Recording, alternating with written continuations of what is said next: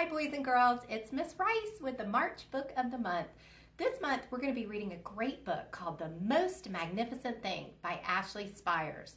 What I love about this book is that it talks a lot about what do you do when you want to do something amazing, but it's just not working out for you. How do you keep going? How do you stay determined? So let's read this together and see what happens. The Most Magnificent Thing, written and illustrated by Ashley Spires. This is a regular girl and her best friend in the whole wide world. They do all kinds of things together. They race, they eat, they explore, they relax. She makes things. He unmakes things. One day the girl has a wonderful idea. She is going to make the most magnificent thing. She knows just how it will look. She knows just how it will work. All she has to do is make it, and she makes things all the time. Easy peasy. First, she hires an assistant. Next, they gather their supplies. They set up somewhere out of the way and get to work. The girl tinkers and hammers and measures, while her assistant pounces and growls and chews. When she is finished, she steps back to admire her work. She walks around one side. Her assistant examines the other side. It doesn't look right.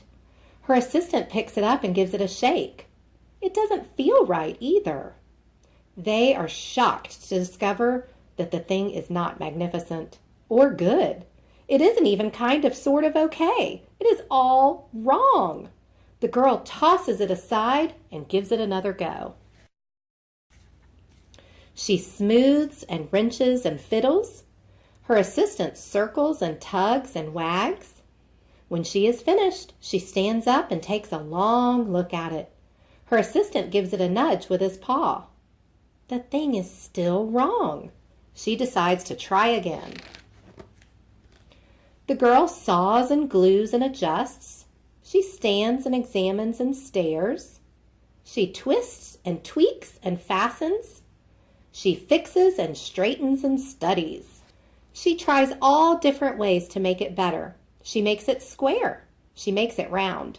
She gives it legs. She adds antenna. She makes it fuzzy. She makes it long, short, rough, smooth, big, small.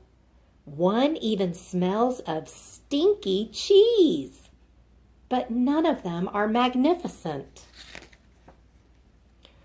Her hard work attracts a few admirers, but they don't understand.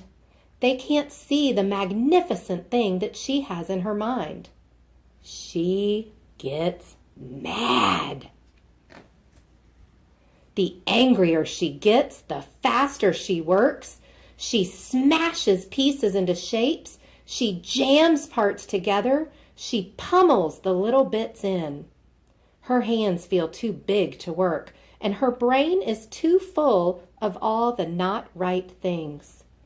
If only the thing would just work. Crunch! The pain starts in her finger. It rushes up to her brain, and she explodes. It is not her finest moment. I'm no good at this. I quit. Her assistant suggests a walk. It's not much help at first, but before long she starts to feel different. Bit by bit, the mad gets pushed out of her head. As they stroll along, she comes across the first wrong thing she made. Those bad feelings are about to start all over again. But then she notices something surprising. There are some parts of the wrong things that are really quite right. The bolts on one, the shape of another, the wheel to seat ratio of the next. There are all sorts of parts that she likes. By the time she reaches the end of the trail, she finally knows how to make the thing magnificent. She gets to work. She works carefully and slowly, tinkering, hammering, twisting, fiddling, gluing, painting. Her assistant makes sure there are no distractions. This is the perfect thing to ward off bears.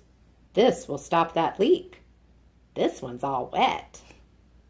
The afternoon fades into evening. Finally, she finishes. She alerts her assistant. The pair take a good long look. It leans a little to the left, and it's a bit heavier than expected. The color could use a bit of work too, but it's just what she wanted. They climb aboard and take it for a spin. They are not disappointed. It really is the most magnificent thing. Boys and girls, I hope you enjoyed The Most Magnificent Thing. The reason that I chose this book for March is our word is determination.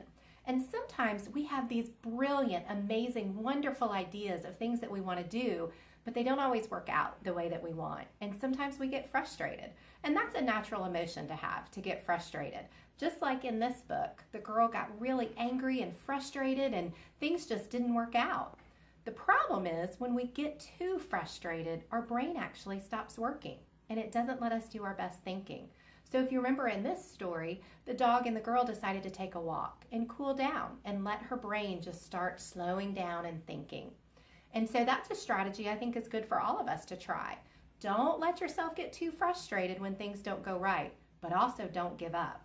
We don't quit at Cumming Elementary. We keep trying our very best. You have so many people here, boys and girls, who love you and care about you. And so when you find yourself getting frustrated, maybe things aren't quite working out exactly like you hoped. I hope you'll find a friend or an adult here who can encourage you and guide you and keep you from getting too frustrated. Maybe take you for a little walk, help you calm down, and see all the many things that you're doing right that are going to help you make your most magnificent thing. Have a wonderful day, boys and girls.